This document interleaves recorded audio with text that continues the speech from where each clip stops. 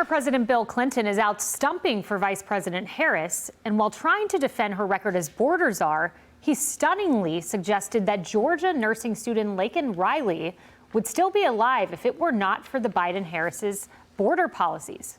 Georgia's WMAZ caught Clinton's remarks, and they were sent out by the Trump campaign and used in this ad.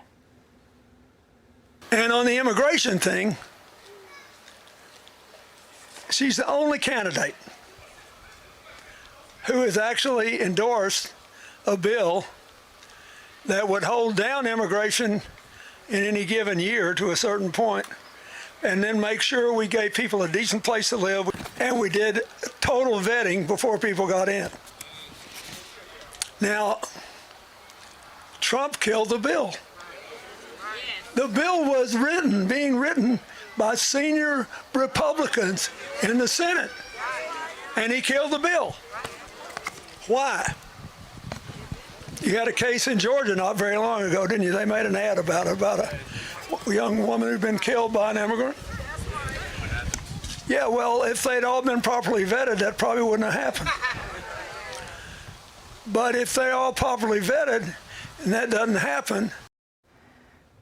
Okay, Bubba needs a fact check, so let's fact check Mr. Clinton there.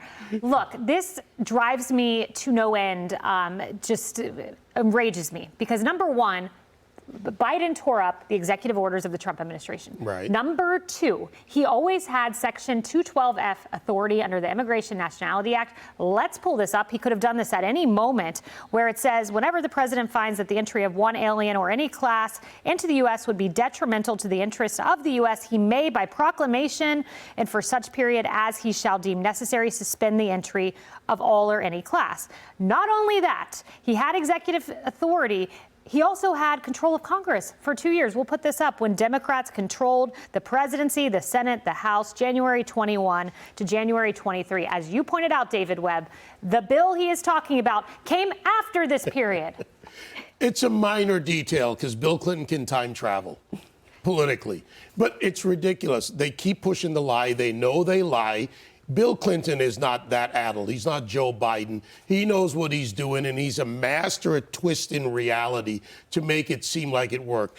And just like the point about Trump killing the bill, well, Byron Donalds from Florida and many others and Republicans, long before Trump weighed in on the bill, said that this bill was going nowhere. Then they tried to use Senator Lankford. Well, that was a massive failure. That's the same senator, by the way, who's now complaining about the arrest of the SIV on a plot to create a terrorist, to use terrorism on Election Day. So that's not bipartisan. It was just bad, but he's way out of time. But the Democrats are going to do this for the next 21 days, which is lie to you about the actual circumstance and facts and hope enough people buy it.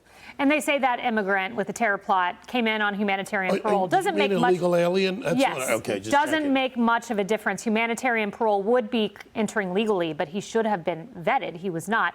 Emily, Laken Riley's killer, I don't even want to say his name, but I do want to pull up his record because Bill Clinton is indeed right that he should have been vetted. He came illegally into the country September of 2022, released into the interior.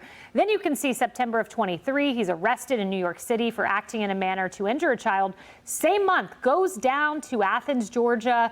And then 2 months later, you see he received a citation for shoplifting, and ultimately Laken Riley, who he allegedly killed, lost her life. That's right. Just like Bambi Larson, whose alleged murderer, also had a massive recidivist rap sheet. And but for the sanctuary city and protections afforded by this administration and the city of San Jose, Bambi Larson would still be alive. That person would be, per the law, have been deported and incarcerated a long time ago, many assaults ago, and a murder ago. The reality, and this is what's devastating, is Laken Riley's name is not alone. Just one name is one name too many. But the reality is there are thousands, millions of people who have been detrimentally affected at the hands of the lack of vetting by this administration. I have to point out that them trotting out President Clinton and thinking that it will help reminds me of the Governor Whitmer antic with the feminist influencer eating the Dorito, where these people are supposed to help the ticket. What we are seeing, per your point about the lies, we are seeing the Little Red Riding Hood wolf with the grandmother's outfit on, where we can all see you're still just a wolf. Guys, these policies are still terrible. They are still absolutely detrimental to Americans. So you lying or trying to switch the narrative, we can see the wolf for what it is. That has been this administration, and whoever they trot out to try to stick to the script inevitably slips and tells the truth, shows the revealed truth for what it is, which is a horrible perversion of American values and everything we hold dear. You know, Molly, the D.C. swamp journalist Martha Raddatz said there's only a handful of Venezuelan gangs taking over apartment buildings. That went viral yesterday. The New York swamp journalist named Anderson Cooper last night called it the non-existent gang invasion in Colorado. I want to play, because our viewers, they deserve facts. This is Cindy Ramiro. This is what happened in her apartment building. I was pushed out of my apartment by gang activity, people carrying guns in the hallway and patrolling the grounds with guns. I feel like the mayor and the governor and the APD all downplay the situation. There were 6 people outside my door with guns. That's not counting all the other ones that used to patrol the property with guns. How many gangs is okay to have in Aurora? How many properties is okay to take over? How many people who are citizens paying their bills is it okay to displace? So her problem's non-existent, according to Jared Polis, according to Anderson Cooper, and she's just a handful, according to Martha. When J.D. Vance said, "Do you hear yourself, Martha?" I think he spoke for all of America who are so frustrated. Everyone's so frustrated how our media take real stories and they hide them, and they take other stories and they elevate them. I don't remember people saying, "Oh, you know, George Floyd, that's just one guy," when we had a whole summer of violent riots. That was quite different than the way that they portrayed it. And also this other thing, this woman is talking here and she's giving her own firsthand experience. I am from Colorado. This is a story that's been going on for months. And so when the people in the media say, "Oh, well, we called the government officials in charge of cleaning things up," and they say, actually, it's no big deal, that does not end the story. That just shows how incompetent the government officials in Colorado are at dealing with a major issue. And it's, of course, also a federal issue. Molly, I'm sensing a trend because Axios just came out yesterday and talked about historic low trust in media.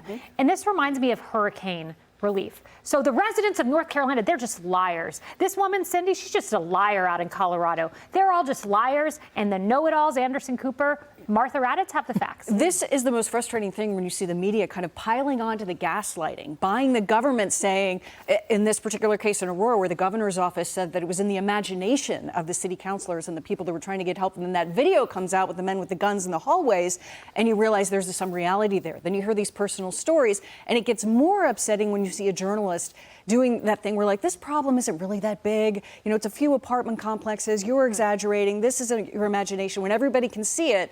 And then J.D. Vance, as you mentioned, very instinctively pushes back on that in the moment.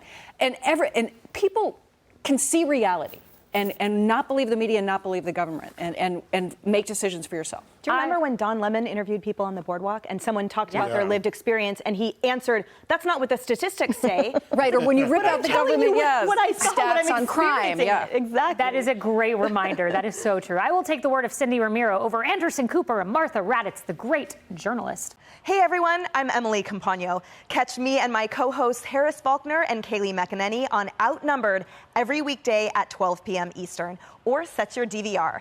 Also, don't forget to subscribe to the Fox News YouTube page for daily highlights.